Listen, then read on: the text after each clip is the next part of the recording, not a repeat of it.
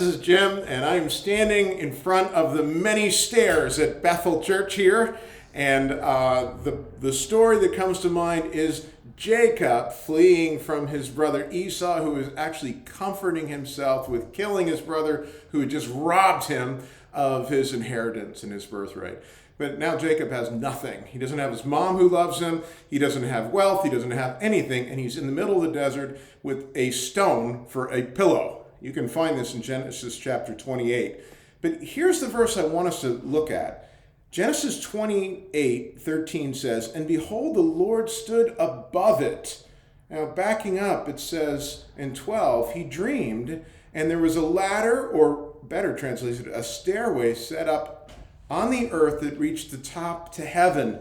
And behold, the angels were ascending and descending on it. And behold, the Lord stood above it, or the Lord was above Jacob, and said, "I'm the Lord, the God of Abraham, your father, and the God of Isaac, and the land on which you lie." So he goes on to say, "I am going to bless you."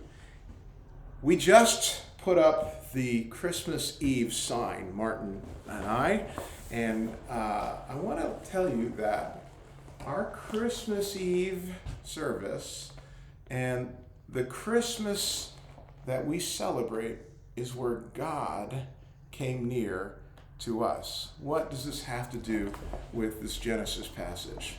Well, the Genesis passage says that God came down to Jacob.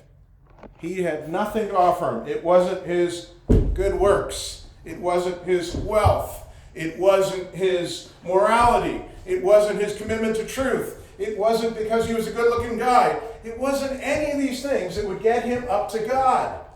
It was God coming down to Jacob, who was not even really seeking him. Friends, that's the gospel. The Word became flesh and dwelt among us. Join us this Christmas Eve at 5 o'clock so that we can celebrate the birth of the Savior and how God came near. Every time you come to this church and you go up steps or anywhere else, remember, we are never good enough to climb up to God. He knew that. He knows everything about us, and he came down to be with us, to save us, and to make us his own. Lord bless you.